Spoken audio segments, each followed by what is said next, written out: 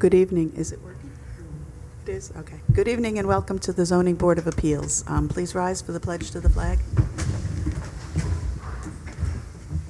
I pledge allegiance to the flag of the United States of America and to the republic for which it stands, one nation, under God, indivisible, with liberty and justice for all. Thank you. Didn't sound like it was working. It didn't sound like it to me either.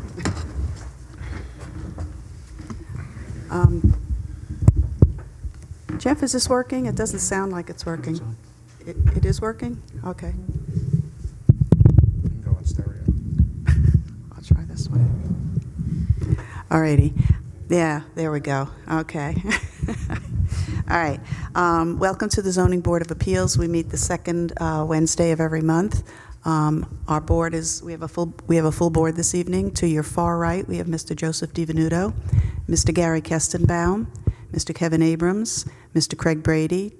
To the far, all the way over there, sitting by her lonesome, is our recording secretary, Ms. Jessica McLennan, our counsel, Mr. Rob Dickover, and I'm Karen Unger.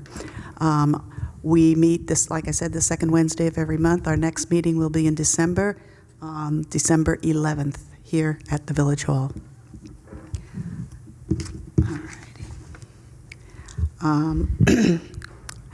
Going through the agenda right now, we have no executive session. Has everyone read the minutes from October? Yes. Do I have a motion to accept the minutes as written? I'll make that motion. Second? Second. Any discussion?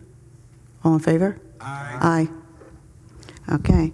No new business. Next are the action on decisions. The first one is Philibert Davis.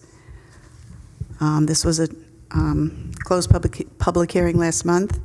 After several pages of facts and findings, the decision is as follows. In employing the balancing tests set forth in Village Law, Section 7-712B, C, the board hereby grants the existing solid stockade fence height variance to allow it to be 6 foot high and to remain at the front corner of the dwelling requested upon the following conditions. The applicants are to change the multicolor to a uniform color within 180 days of the adoption of this decision. Failure to do so shall result in this decision being rendered null and void.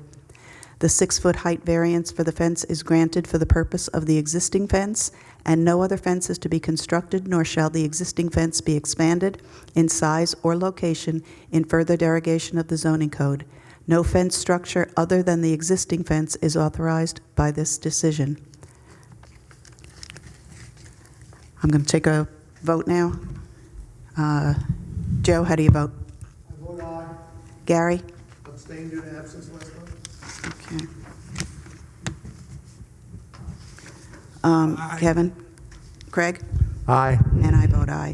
So the decision is for the 6 foot fence to stay, but it has to be changed to a solid color.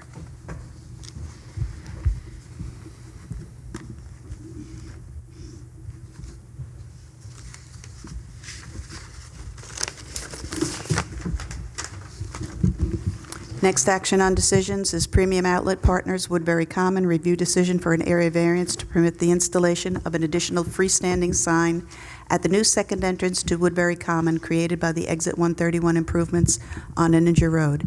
Said property is located off of Route 32, Central Valley, Section 225, Block 1, Lot 70.2.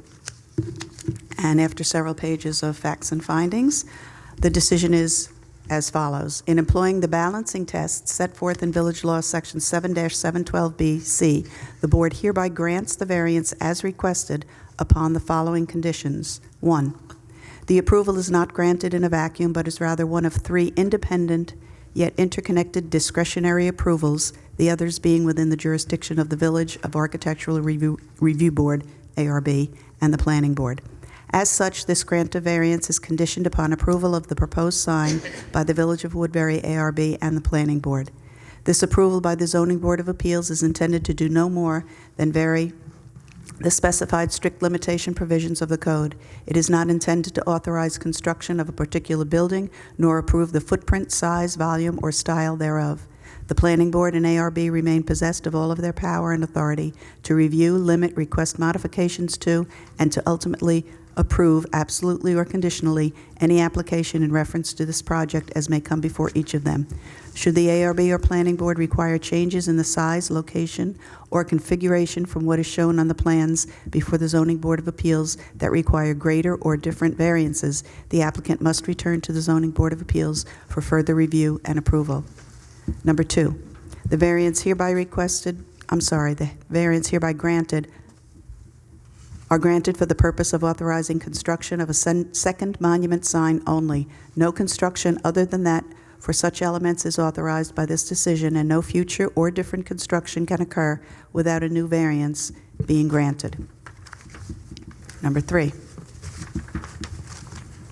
as noted above, this application is not decided in a vacuum, but is rather tied to a specific application for approval pending before the Planning Board and the Architectural Review Board. Therefore, this approval is conditioned upon the applicant diligently pursuing his application before those boards.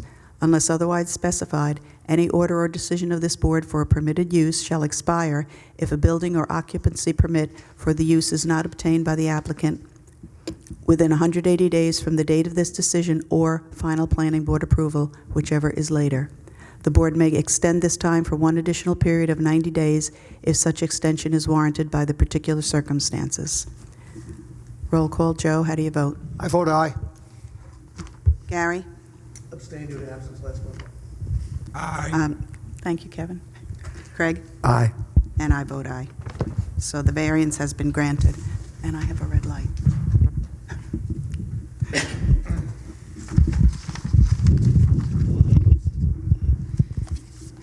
Try this one.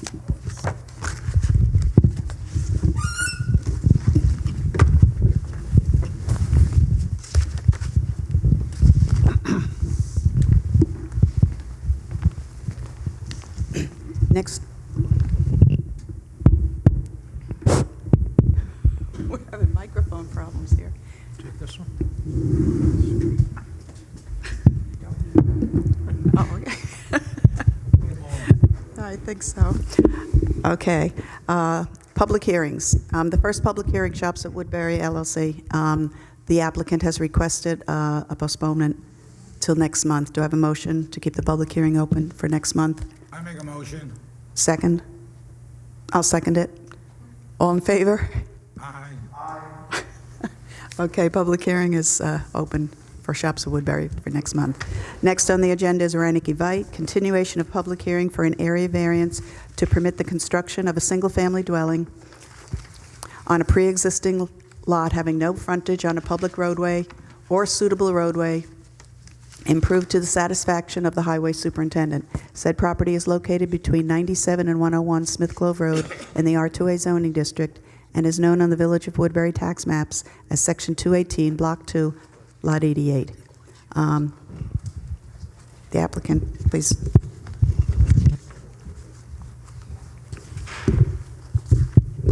Please state your name for the record, even though we know it. Good evening. My name is Justin Temple, and I'm Reineke Temple here on behalf of the applicant. You've been before us several times, and the last time our council requested prior decisions for the code for the frontage, and you gave us decisions from 43 years of decisions from the town originally, and then of course the code changed slightly when the village was formed. 12 decisions, 7 of them in favor, 5 in denial. Obviously, everything was on a case-by-case basis, and the fact that there were 12 decisions related to this in 43 years shows it's not a very common request from the zoning board. Right. So. It is important to note that in each one of those decisions, the fact of the authority of the board was never in question. The board clearly had the right to grant a variance in those scenarios.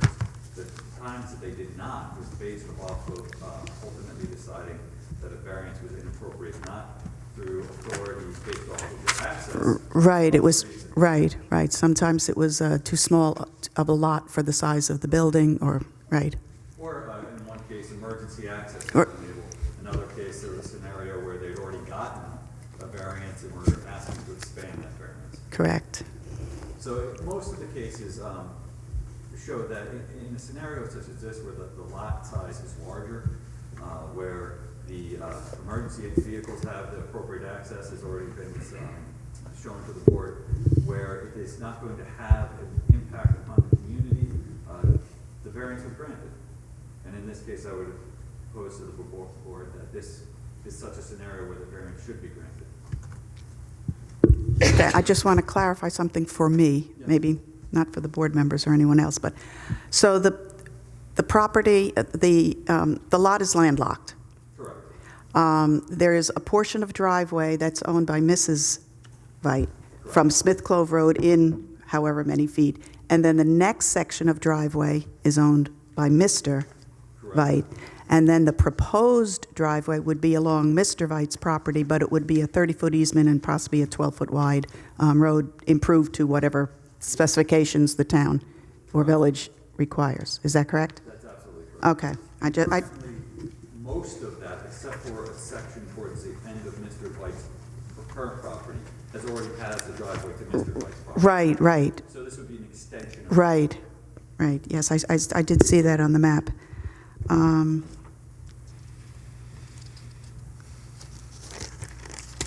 Board, do you have anything more to add, ask on this application right at this point? Joe, you have something? I have a few things, yes. Staying with the right-of-way, the approximate total distance from Smith Clove Road all the way up to approximately where the house would be, in round numbers. I'm going to have to do some quick math just because I didn't have those numbers right in my head.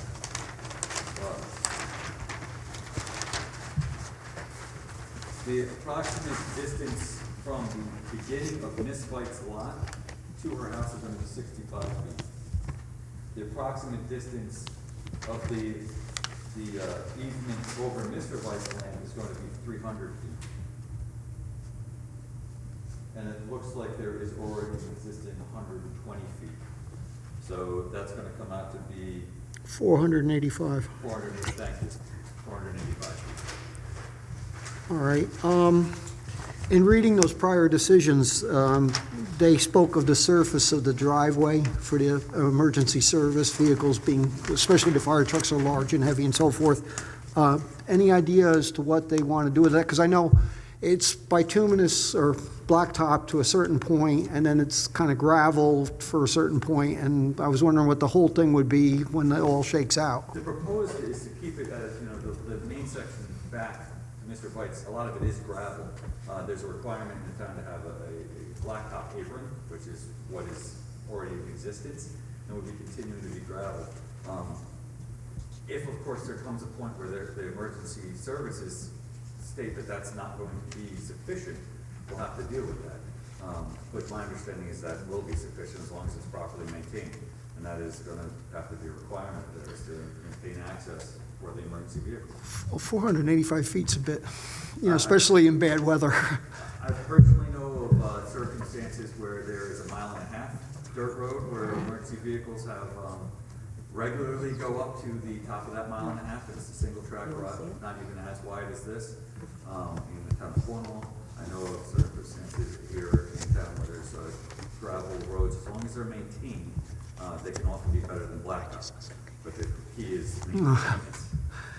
I will tell you honestly, having plowed since 1975 on something that was dirt and then was partially blacktop and finally is almost totally blacktop, it's a darn sight easier on blacktop than it is on dirt, especially... The plowing itself may be, but the ensuring access and making sure that... Well, if it can't be plowed too easily, If it can't be plowed, then it can be salted. There will be requirements of theirs to make sure that there is access to that property for emergency vehicles. However, We also have a letter that states that there won't be a problem. They don't foresee any problems with the road. Right.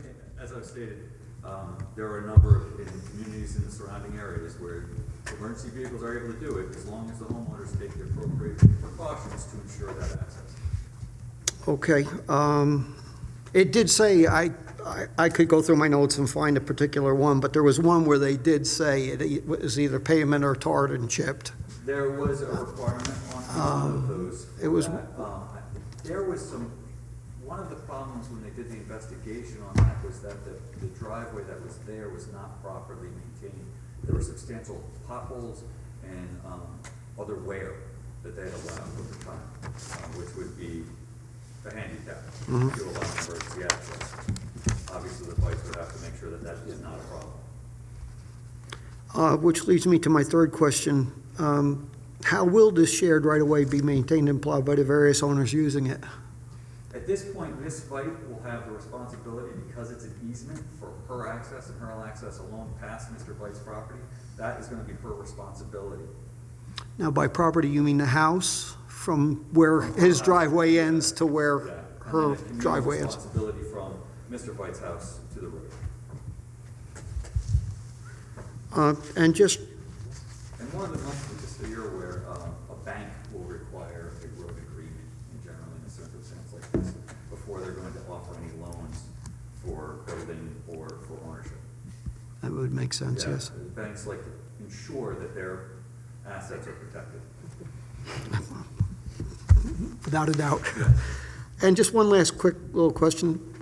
About what's the square footage on the proposed house? I don't have that right in front of me. Hold on.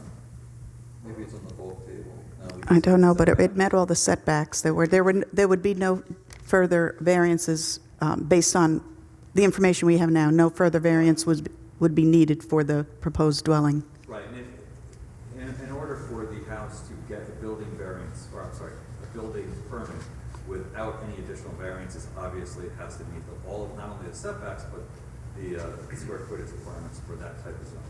So you're not talking a very big house there because of We're the not- nature of the lot. At this point, it's for Ms.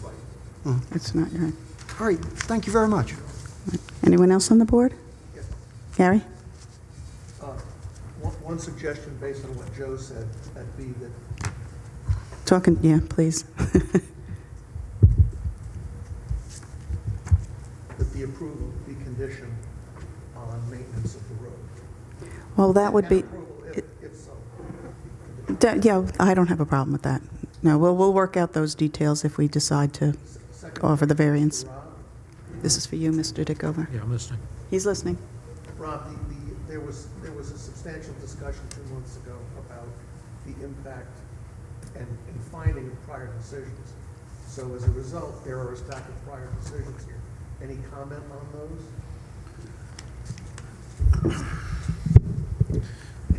My general comment and legal effect of them, I think I would reserve for an executive session for me to give you some legal advice. But my general comment on them, first off, is I don't totally agree with council's position as to what they say. I think all of them except for 2 were decisions of the Town of Woodbury Zoning Board of Appeals. And of course, you now are a Village Zoning Board of Appeals. I don't think we discount completely those findings, but it is a distinction with a difference. The last 2 decisions that were given to you by council was the matter of Grinrod and the matter of Kumar. Both of those were decisions of this board sitting as the Village Zoning Board of Appeals. In Grinrod, and let me stop there for a moment. The issue that I had previously raised that I think is of some concern is whether or not the proposed driveway giving access to this house has what's referred to as formal status. Does it appear on a filed map approved by the planning board as a subdivision map? Does it appear on a prior map that was of record? Or does it appear on the village's official map? You don't have an official map, so that's out. My understanding is that this lot does not, that the driveway giving access to this lot does not appear on any approved subdivision map, nor is it on an ancient map filed with the village.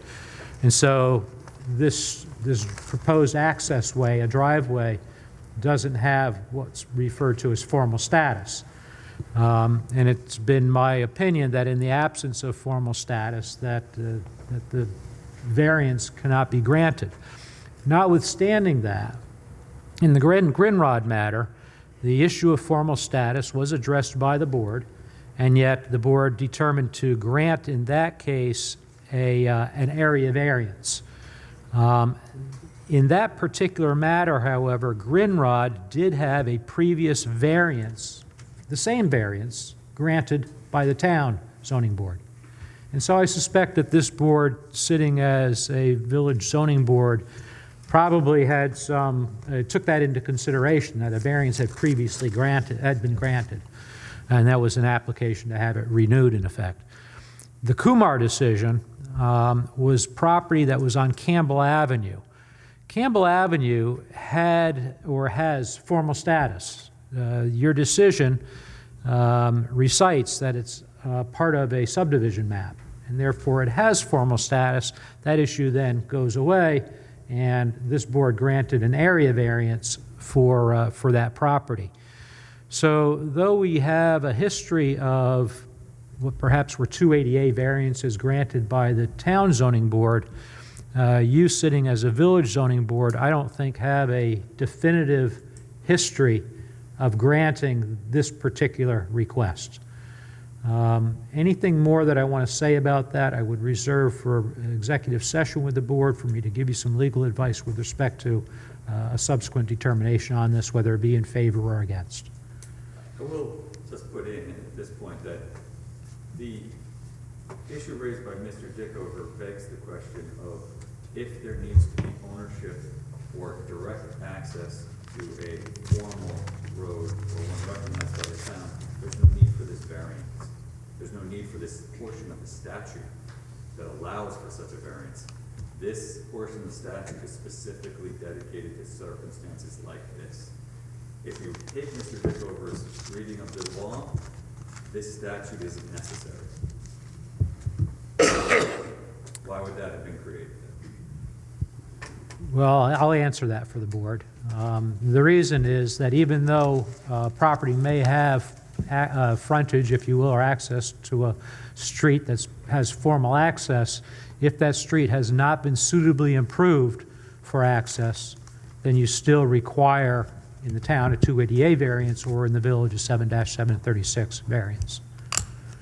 And you do have that issue with this property. You're proposing to gain access via a driveway that may or may not be suitably improved. That's a decision this board will have to make.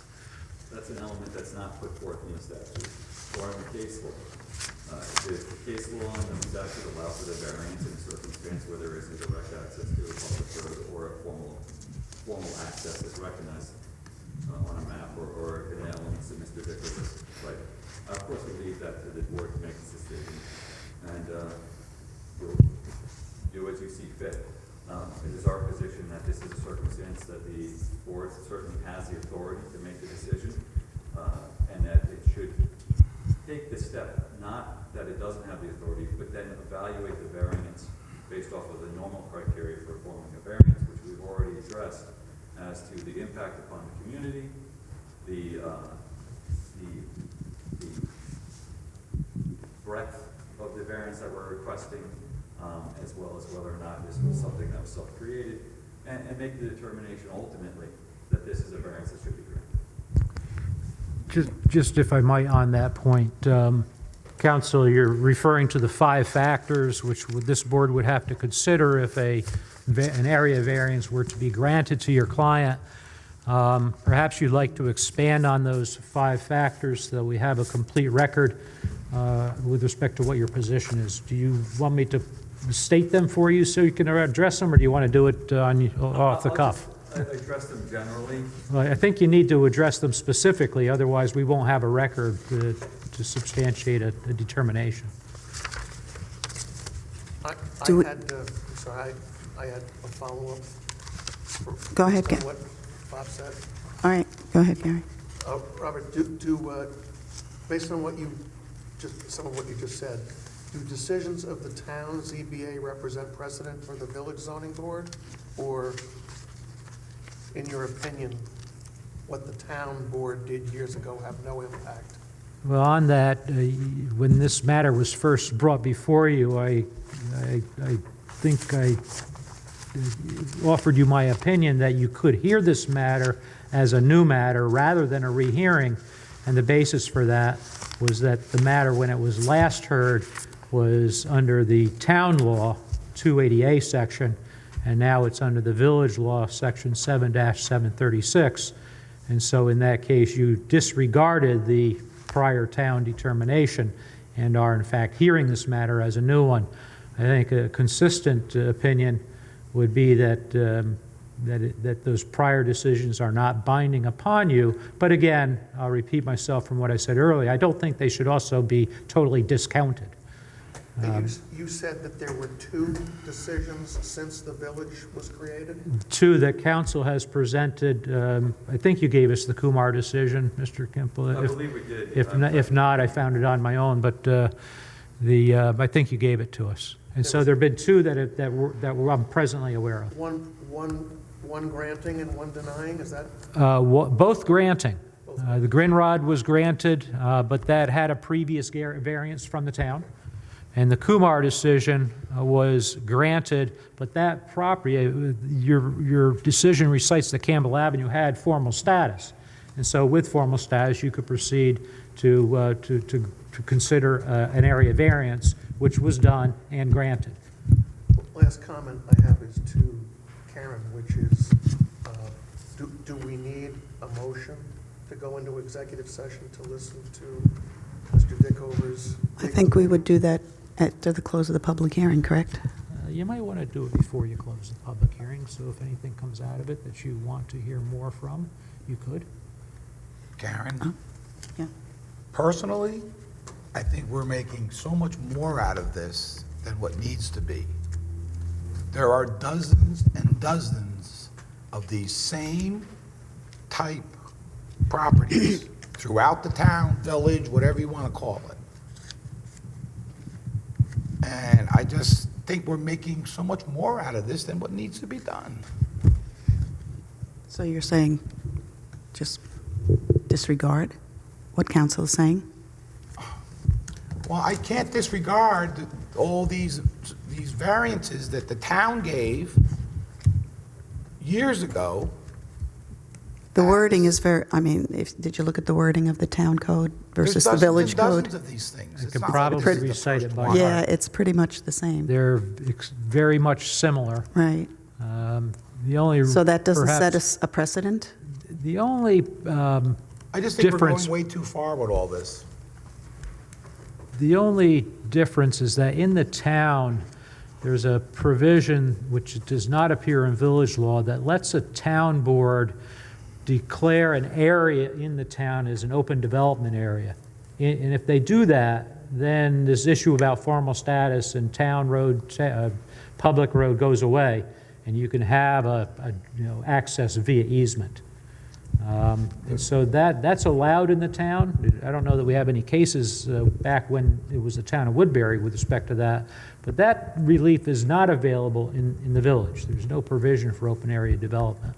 You know, the road has blacktop to Smith Clove Road. All right, so that's satisfied. The house they want to construct meets all the setbacks on the property. All we're talking about is this little piece of land to connect the two with an easement.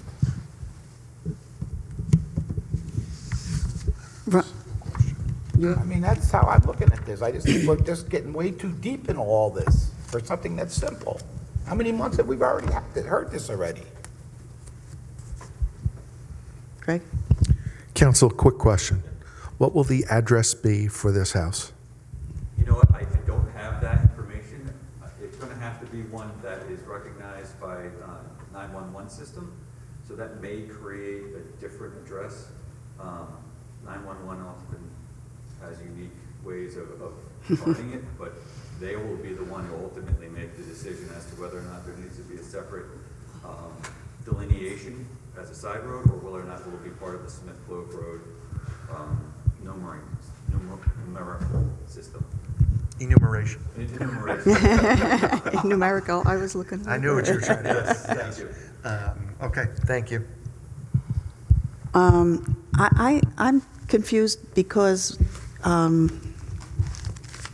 Council, you gave us a memorandum, and it said that when a lot cannot meet the formal status of being on the official map or a street shown upon an approved filed map or a street shown on an ancient map, and such street is not suitably improved, although this road will be upon condition. In other words, we would make that condition. And we can't do that? It's totally up to you. You know, I would, well, It's we not a would question definitely for me. make that, all right. It says that the law provides for some possible relief, and it goes on, you know, blah, blah, blah, blah. But it says, the applicant for such a permit may appeal from the decision to the Board of Appeals or other similar board in any village which has established a board having the power to make variances or exceptions in zoning regulations for, and there's two things. One is an exception if the circumstances do not require the structure to be related to the road, which obviously is not being met because they need that road for access, ingress and egress. But it says, the next one says, and/or an area variance pursuant to section 7-712B of this chapter. And the same provisions are the 5 questions. So I don't see why we couldn't consider an area variance for this applicant. The explanation, albeit probably not as clear as all of us would like it to be, is that the court decisions that follow that, and I think the one that's probably of the most interest is the Selden decision, determined that because the proposed lot didn't have access to for a street with formal status, that the relief could not be granted. So the subsequent holdings of the courts in reviewing that statute have held that formal status is required. So basically, that would make this piece of land worthless. That would perhaps be the outcome, perhaps, yes. What was the name of that decision? Selden, Selden? yeah. I think I've got it to you in one of my subsequent, either in that memorandum or a subsequent one. The question is, if a ZBA granted an approval that flew in the face of Selden, then what? I think I'll reserve my response to that for our executive session. How deep do you want to get with this? Karen, Deep. I never heard what you said before about the needing a formal motion to go into executive session. I didn't know what the answer was. Oh, well, I wasn't sure if we were going, no. Well, There was no answer, and Making this too deep, Karen. It's not like this is the first one in the village of Woodbury. to be- well, I think we should go all into over the place. executive session, see what council has to say, because obviously, if he can't say it here, it might be very important that we hear it. I agree. Do we need a motion to go into executive? Yes. Okay, so there's the answer to your question, Gary. I will make a motion to go into executive session to hear Mr. Dickover's opinions and recommendations. I second it. How do you, so, do we do it person-by-person vote, or do we do? You do not need a roll call vote on that. You Oh, only need just roll need- call votes on your a final decision? decisions. Okay, so, Call the so, question. what was that? Call the question. You have you have a motion and a second. Right, Further so, discussion or to call? any more discussion before? No? All in favor? Aye. No. Okay, so we have 1 no, 4 ayes. Now, do we do that now, or do we do that later? Either way. Either way. Do we hear from the public first, or do we go into executive session It's- first? Hopefully, it'll be a very short session, so maybe you want to take care of it now and, You want to do that now? Keep this going. So you want to do it now? All right. All right. So we will go into executive session, be back shortly. Thank you.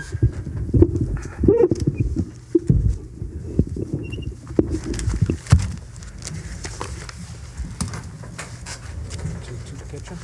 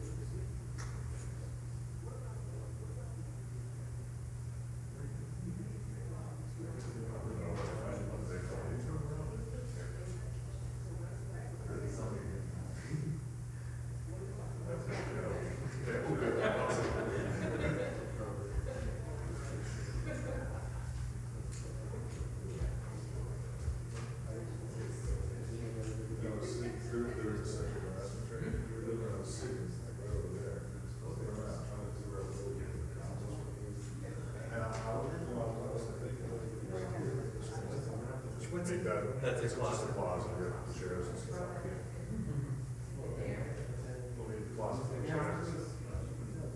Yeah, you could do those. Well, yeah, you Pull it to here. straight, exactly.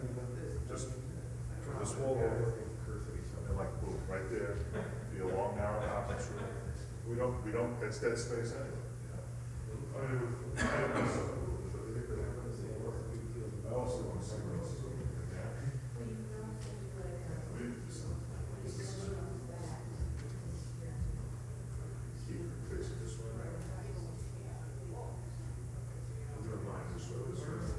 Actually, you know what, that's even better, because that, we could write all of that.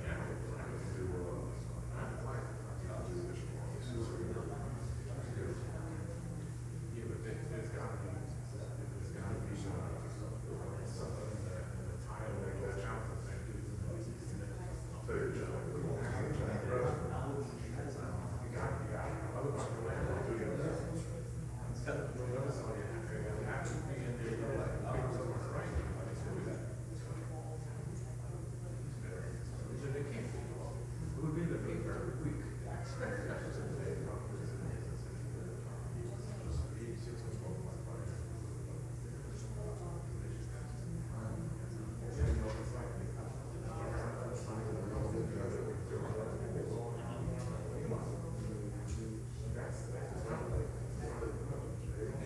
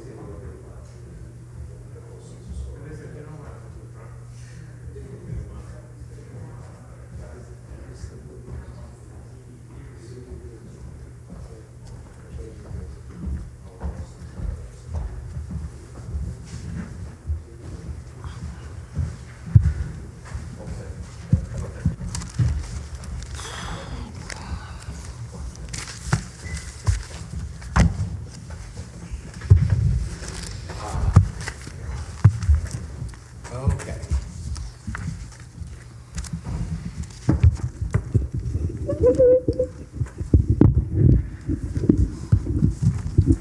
Thank you for your patience. You know, I read all this.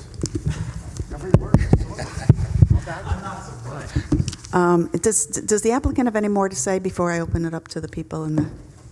Unless the board would like me to make any statements. Well, Madam Chairman, maybe we just want to get the 5 factors addressed specifically by council, so we have a complete record on those.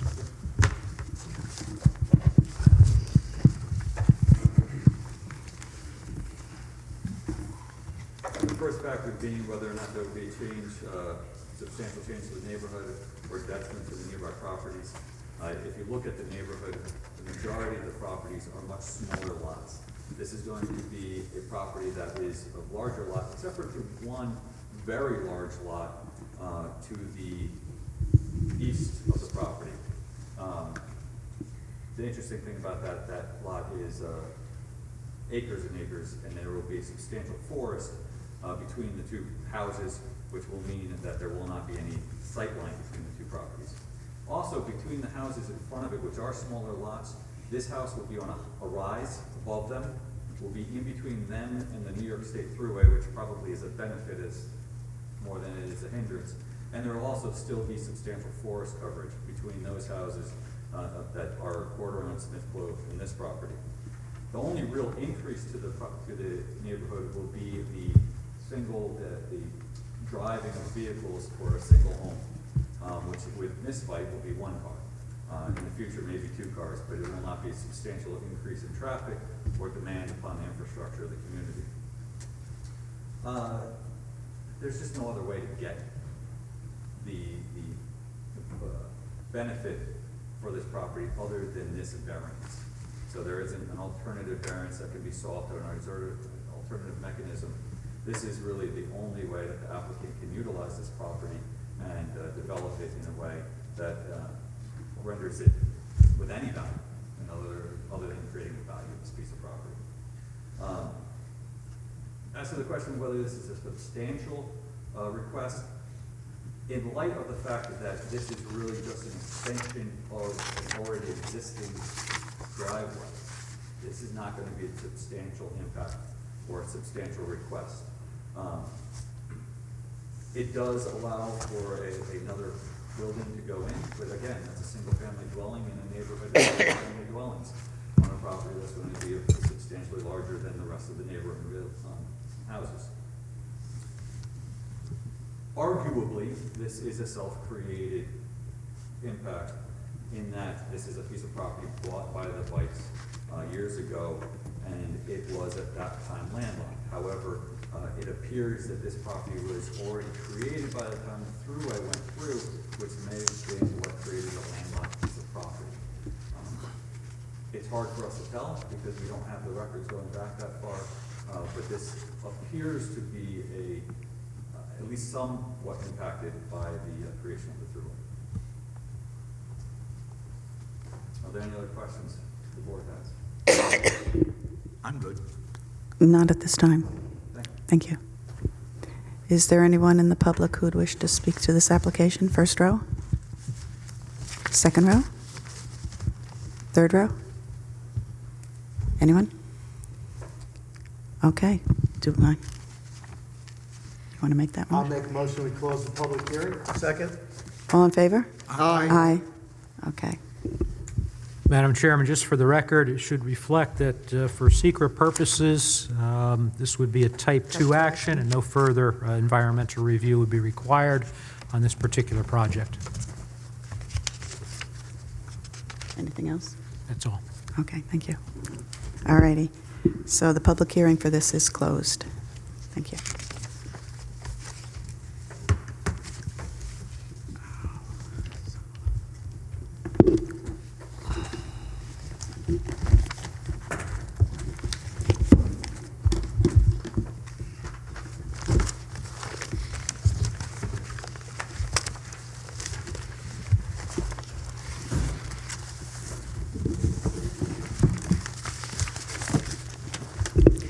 Next item on the agenda is a public hearing, Hassan, for an area variance to permit the construction of an addition to an existing single-family dwelling, leaving a side yard of 20 feet, whereas pursuant to Section 310-6B and 310-7 district regulations, a minimum side yard of 30 foot is required. Said property is located in the R1A zoning district and is located at 166 Ridge Road in Highland Mills and known on the Village of Woodbury tax maps as Section 236, Block 6, Lot 4. Is the applicant present? Yes, would you please go to the podium and state your name? To the front there, thank you.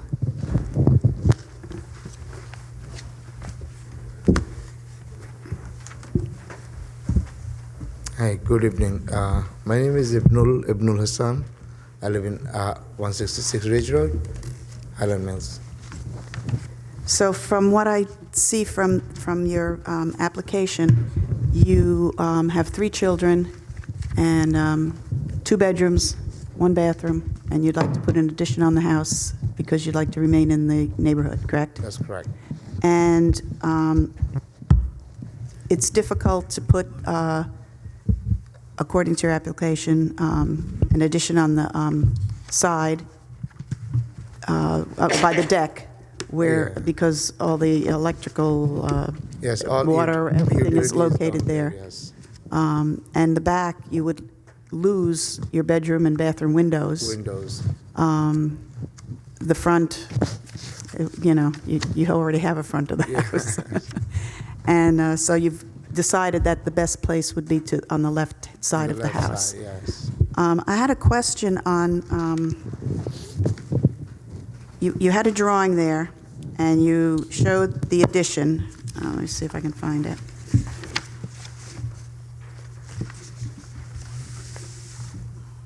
Yep, that's it. Thank you. Your drawing shows that you have 43.8 feet from the house currently to the Correct. property line. And then you show 8 foot, like a narrow section of the addition, and then 14 foot, correct? So that's 22 feet, correct? Right. So then you say you have 20 feet from the, from there to the Property, property yeah. line. Yes. But if you do the math, I don't think that works out. I think, I think that's the rest of this is going to be hangover.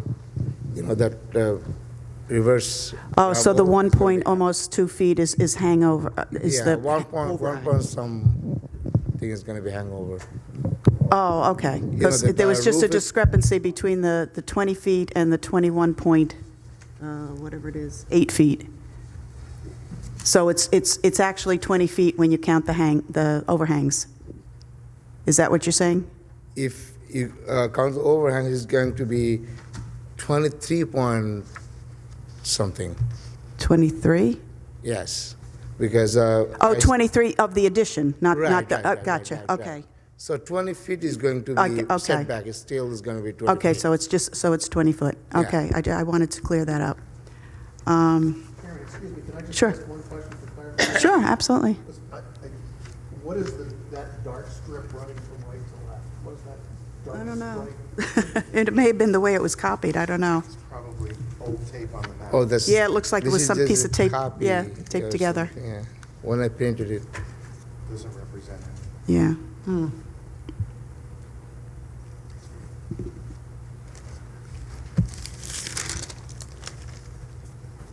My only question was on that side yard discrepancy, but now that you said with the overhang, it adds to that extension part, so it's a 20-foot Setback, side setback, right? Anybody else have any questions? No, I'm pretty good with this. Greg, no? The name of the property owner too, that abuts this property, I can't read, mine's cut off. It says Ralph and Lorraine, and then it does Curly. No, mine's not on there. K-U-I.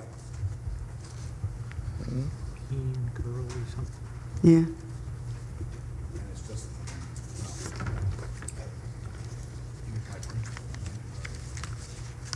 Oh, the side of the property, yes, the principle of the Smith Club used to be.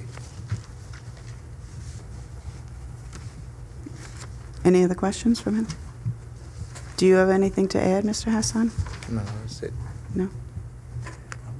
All right, well, we'll open it up to the public, to see if anybody has anything to say, all right? All right. Thank you. Do you have, counsel, do you have anything? Yeah, need before to you say? leave, what's the size of the parcel of property that you own? How big is the property? Property is Is it .4625 Yes. plus or minus acres? yes. Okay, that's off to the right-hand side. It's not on the parcel itself, so I couldn't tell what area it was being referred to. But that's .465? 4625. What kind of homes are to the left and right of yours and in the neighborhood in general? In general, it's like Yeah, it's a bi-level, bi-level, I think, spa- next you door. know. Very similar type. Are they similar to the home that you have? They're larger. No, they're all are larger than I have. Okay. They all are more than 1,500 square feet, 1,600 square feet. All are split level, bi-level. Most of those, 90%. Is there any other way for you to obtain the relief you're seeking, other than this variance?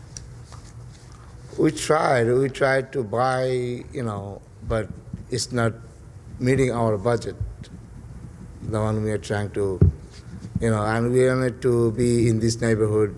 We love this neighborhood. And kids are going to the school, so, 2 in high school and 1 starting. yeah, 2 is in high school, yes. Okay. I don't have anything further. Okay. Thank you, Mr. Hassan. Is there anyone in the first row wishes to speak to this application? Second row? Third row? Anyone? Do I have a motion to close the public hearing? I'll make a motion, we close the public hearing. Second? Second. All in favor? Aye. Aye. Okay, so we will, this public hearing is closed and we will discuss it. You can call the building department tomorrow, or you can stay and listen if you wish. We'll do it at the end of the, okay. And let the record reflect that for seeker purposes, this too is a type 2 action in that it seeks an area variance for a one-family residential dwelling. No further environmental review is required.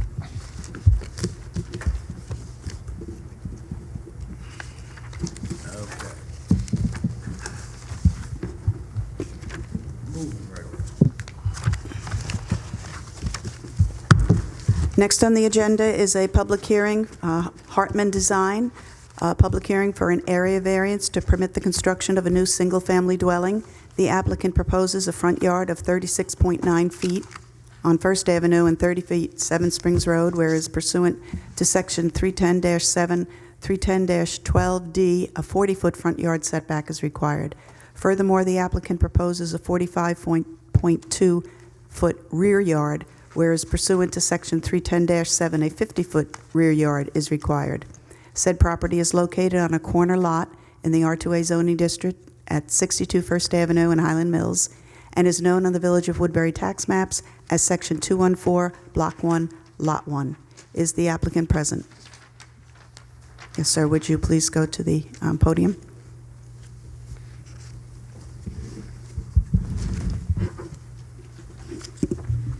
Hi, good evening. My name is Larry Hartman from Hartman Design, and I'm representing Mr. Fogel, the owner of the property.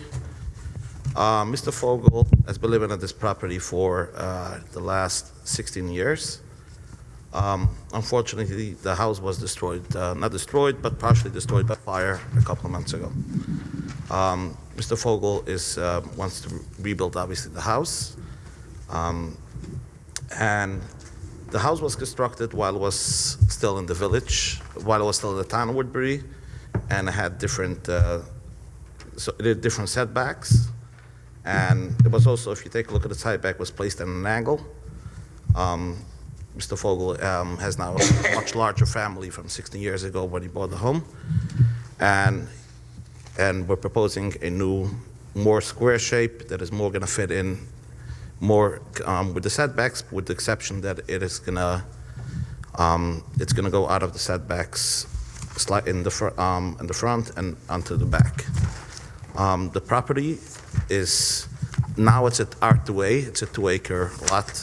When he bought the house, the proposed house would have been acceptable.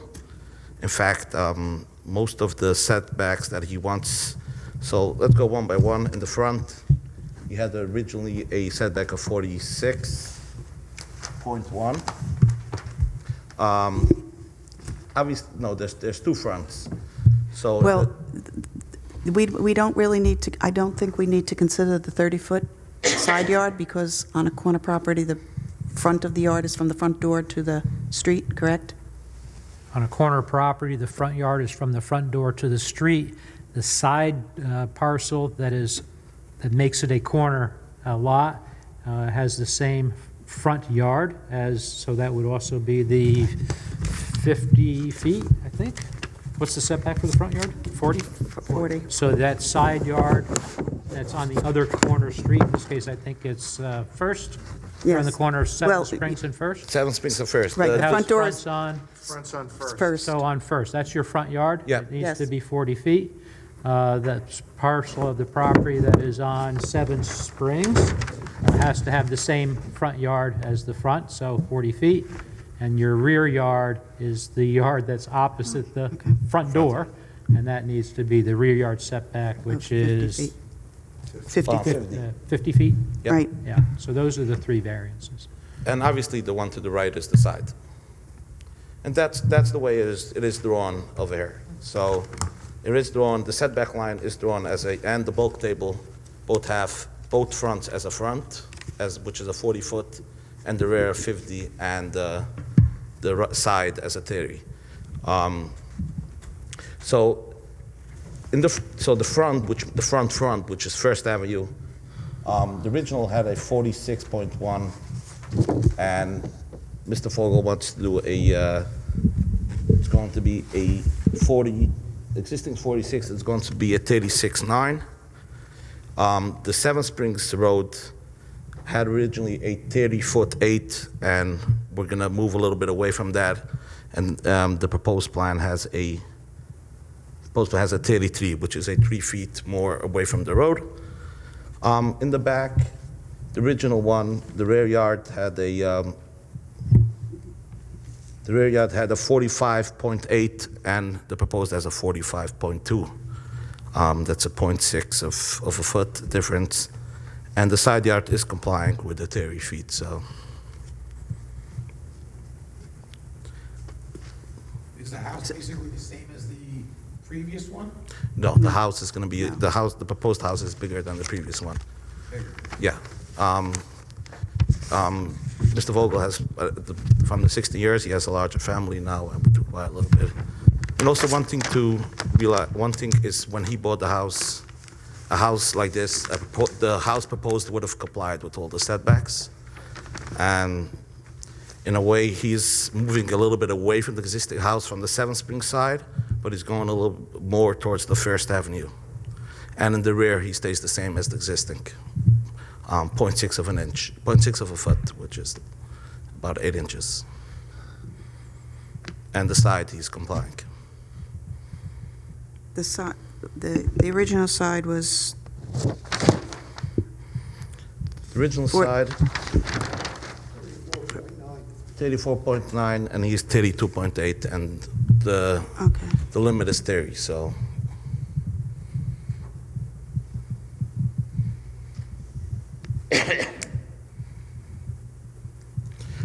As far as the neighborhood, most of the houses over there are 30 feet from the front yard, because when this was built, 30 feet was the standard then. But since then, things has changed, and meanwhile, he owned the home. It became the village, and the setbacks was changed, and the setback was designed for a 2-acre lot. But he obviously has a smaller lot, but now he has to comply for a setback for a much bigger lot, which is extremely hard to do. so the front of the house, it's with the 2-foot overhang, it'll be a 36.9 Yeah. setback. Correct. And the rear will be a 45.2 foot setback. Yeah, that's with the overhang. Without most of the house will be 2 foot, will be 47 feet. Oh, that, The Gotcha, 45.2 I gotcha, okay. is to the overhang. okay. I don't know, usually the overhang is, I guess, part of the setback. It's considered, yeah, Considered, so that's why, yeah. But the house, most of the house would be 47.2. okay. And the part on Seven Springs, And the Seven Is- Springs Foot- is 33. That would be 33. And gotcha, the- but that's now considered, because it's a corner property, that's considered that's part of the considered front yard? Yep. Okay, gotcha. But the original Yeah. was only 30.8. If Yeah. you take a look to the left, existing condition. Yeah, no, okay, So we kind of tried to, the existing house goes a little bit more into the setback towards one of the roads, so we kind of reduced yeah, that a little well, bit. it's also slightly And, angled yeah, differently. angle, and then Yeah. we come out a little bit more towards the front. Anybody have any questions on the board? I'm good. Get- Sure. Yes. What was the date that the house became uninhabitable? Um, April what? April 30th. Of this year. Yep. Go ahead, Joe. You speak of a wall on the plat. I saw more like a berm in back of the place that looked more like a mound of dirt, you know. What- I just want to know how far the backyard went, just out of curiosity from me. It looks, one thing on this, it looks like it's miles, but you get up there and you look a little closer, according to, just there's a berm that goes seemingly across the backyard. I'm not finding fault of it. It's probably trying to figure out. Yeah, it's probably the septic, and there's an existing shed. I don't know what you mean by that. I saw the place that. Okay. I was just looking from the road. Correct. And the whole house would be about Yeah. 2,848 square feet. Approximately. Basement, first floor, second floor. Yep. 2,000, no, not 2,800 per floor. Because remember, those setbacks are only to the overhangs. Most of the house, I went off of your of, figures. oh, Where it okay. said Square footage. Square per footage? floor. Yeah. I didn't go just start doing the math. Ah, That would be unfair to you because you have 2 feet all around the house that's just air. yeah. I mean, the house, but there would be open space, like the foyer would be open to 2-story high and things like that. So as far as square footage, it's gonna vary slightly because it's not gonna be the whole box. It's gonna be empty voids. You have the foyer, the living room, things are gonna be 2-story high. Also, one thing to mention, the lot coverage, even though the proposed house is slightly bigger than the existing, the lot coverage is gonna actually decrease.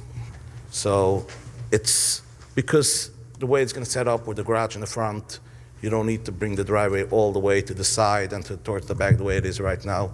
It's gonna be built basically aligned with the setbacks and more efficient, so it has less lot coverage. And the height is lower. Huh? No, The height, No, No, no, the height is it'll gonna be be higher.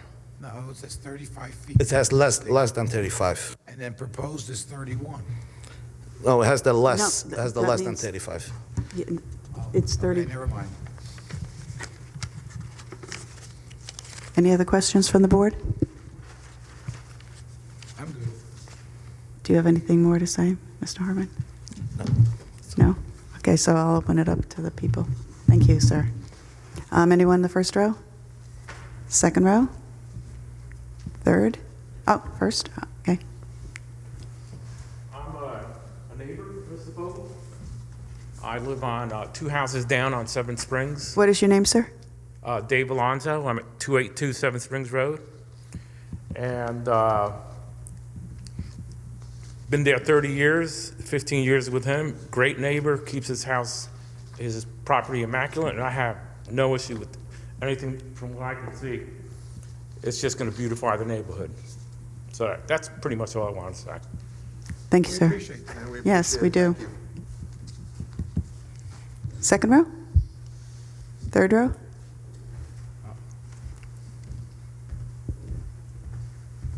My name is Israel Fogel. I'm the owner of the house. And unfortunately, I had a fire on April 30, and I'm asking the board to please grant me to help that my family is looking out for a new, bigger house and more spacious. I'm not asking too much, just a little bit of bump outs and the overhang. The rest of it will be basically in the compliance. I'm not trying to go out that much, just asking a favor to please grant me the variance. Thank you. Thank you. Thank you, sir. Anyone else? Do I have a motion to close the public hearing? I'll make that motion. Second? Second? No discussion? All in favor? Aye. Aye. Okay, so the public hearing is closed. I did not get a building inspector's report. Did you? Okay, no building inspector's report. So we will deliberate on the closed public hearings. Do we need to do secret for, Oh, do we need to? Yeah, Do is it a sec- on the application of Larry Hartman, design on behalf of Mr. Fogel. This is also a variance, an application seeking an area variance for a one-family home. It is therefore by definition a type 2 action, and no further further. environmental review is required. for the record? Absolutely.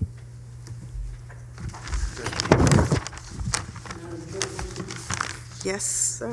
Can we do the ones that the people are still here and then say fight for since he already left? Agreed. Absolutely.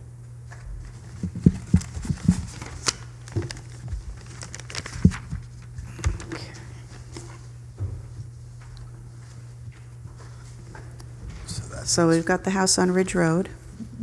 They want to put an addition on. Yep.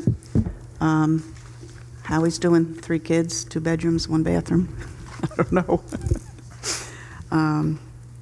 I visited the property. It's, you know, it's a large piece of property for the house. But really, the only practical place for this addition is on the left.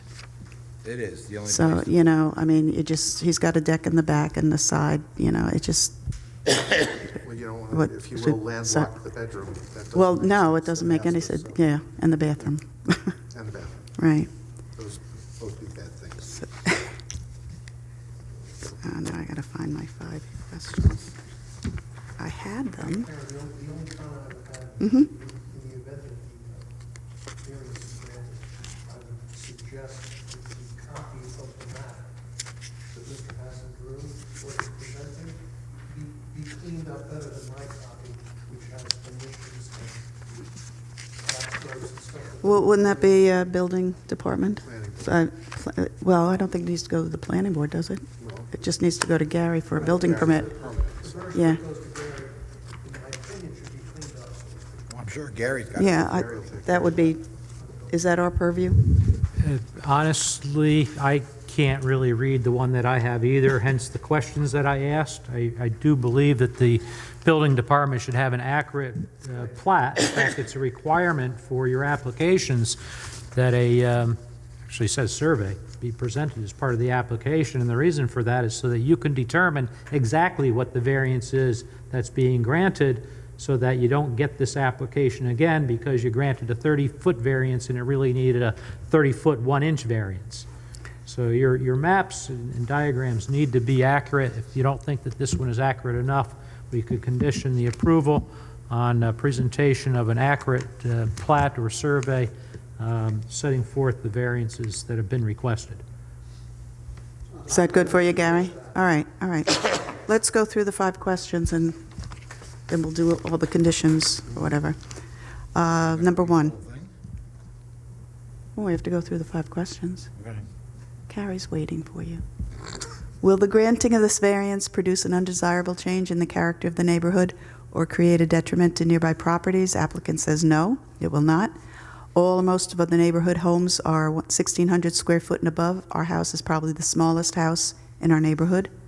I would agree. I drove around. In fact, after this addition, our house will achieve close to that square footage, so it still will be smaller. Character and style of our house will be very similar to the nearest houses in our neighborhood. I'm positive this addition to our primary house will enhance the value, not only financial and similar quality, of our great neighborhood. I agree. There's no undesirable change in the character of the neighborhood. Okay. Number 2, can the benefit you seek be achieved by some other feasible method other than the variance? No. And the applicant goes through each side of the house. The right side is going to lose the deck. Back, they're going to lose all the windows and block the play area in the back. If you 2-story, you'd have to go through a lot of construction. The basement doesn't even have a high enough ceiling, and it's humid and nasty. And they also considered moving, just, but financially, that's very difficult. Also, they like the town with the recreational facilities and the schools, et cetera. Everyone agree with number 2? I agree. Okay. Number 3. How substantial is the variance that you are requesting? The applicant says we have about 43.8 feet from the property line as per the survey attached. I think we do need to condition it, though, on a better, more clear rendering of the property. We can do that, right? That's what we're talking about. Make that Okay. condition. Right. We're requesting 22 feet out from the west side, the left side of the house, toward the fence. They're going to put in 2 bedrooms and a bathroom.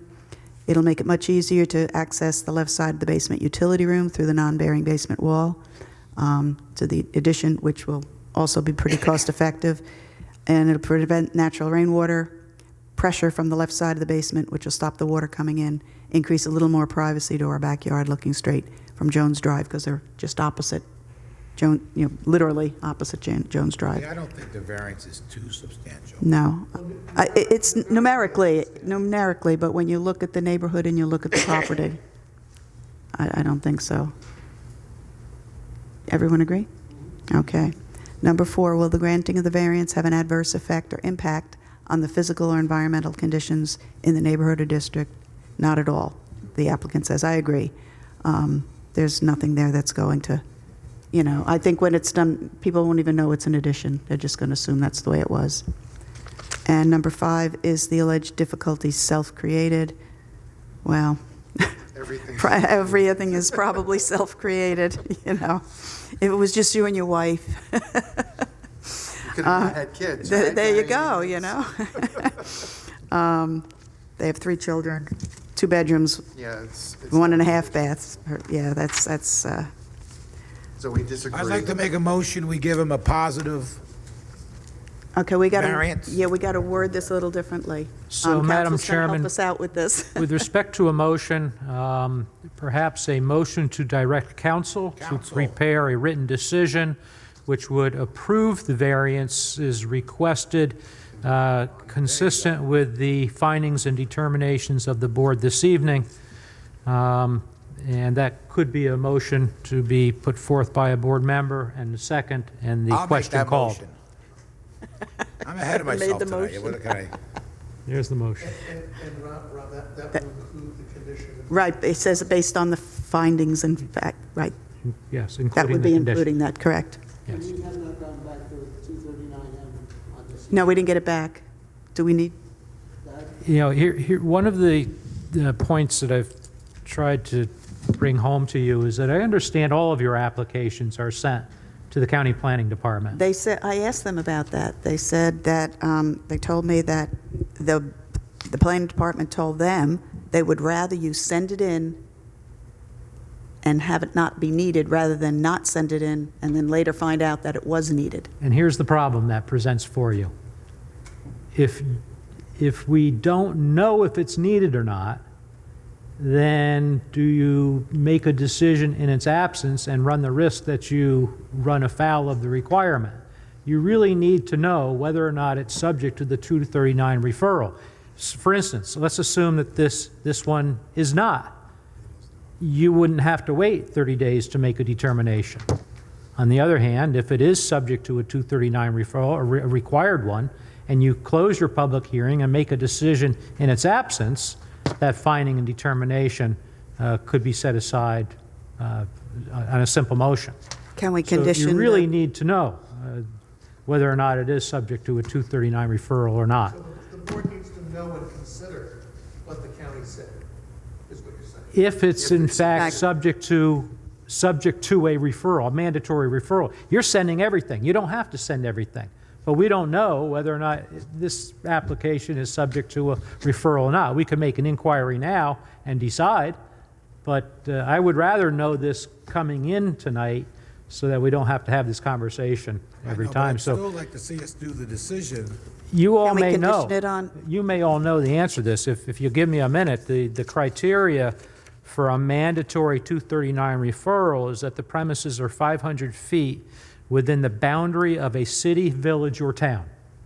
Do we know the answer to that? Boundary? The boundary of a city, village, or Not town. in a boundary, nowhere near the boundary. All right, second criteria, is it 500 feet from the boundary of an existing or proposed county or state park Park. or any other recreation area? Those How- would be village or how town close? parks. 500 feet to a No, county or no, state it's further park away. or any other recreation area. No, The next one is 500 feet from the right-of-way of an existing or proposed county or state parkway, No, throughway, no, expressway, no. road or highway, road, county or state road or highway. county. Ridge Road is county. So that answers, this is subject to a mandatory 239 referral, and you cannot make a decision until 30 days have expired from the date of the referral. And the date of So the the, date of the referral was, the first, November 1st. the 30 days have not expired. You should not make a determination, otherwise to do so would make your determination subject to reversal. But we can still draw a positive I decision. can be directed to prepare the resolution, the motion that was put before you before, but you could not vote on it until a Until the next 239 referral came in, or until the 30 days have expired. So the motion is valid. The motion is valid. okay. Okay. Did we I'm make good. that motion and seconded? I'll second that. Okay, Joe had, I'm sorry, My voice is squeaky tonight. yes. Joe, how do you vote? I vote aye. Gary? Voting on, okay, Aye. Aye. aye. So at the next meeting, we will vote. We need to wait for that paper from the county to make sure that there's no impact. I doubt very much there is. I mean, I've never had a problem with it. So at the next meeting, we'll vote on this. And presuming there's not, right, there's no problem, you put your addition, but you can't start it till we vote, which will be next month.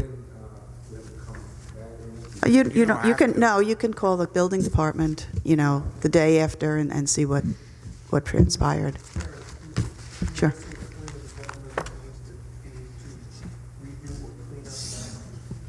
Yeah, right, right. Clean it up. I think it's going to need a survey. You're probably going to need a little bit better survey. Well, But, he's leaving a 20-foot, so as long as we make it 20 foot from the property line, then that'll cover whatever he's got in between. what do you mean? He's asking for 20 feet. So as long as we put the 20 feet in there, we're covered. And it would be Gary. And then it's up to Gary. So, Yeah, if the applicant's comfortable with 20 feet, then you're not going to be any closer than that. That's the variance that's been requested, that's the Right. variance Right. you're going to grant. And it's up to Gary to make sure he Right, stays at 20 feet. right. It's not up to, yeah.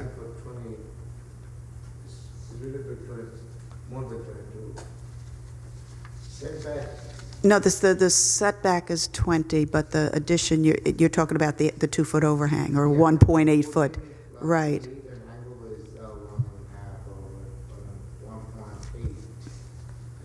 Yeah, And then there's 20 That's feet where from it- So wait a there minute. to the Hold it, property line. Hold it. The overhang we just were discussing with the other applicant is considered part of the setback. right, but it's Okay. already included in It's the 20 feet. included so that there will be 20 feet from the property line Yes, because it's to the overhang. 21.8 Right. without the overhang. Okay, good. That's why I was questioning That's what- the difference. Just for clarity, I wanted Right. to make sure everybody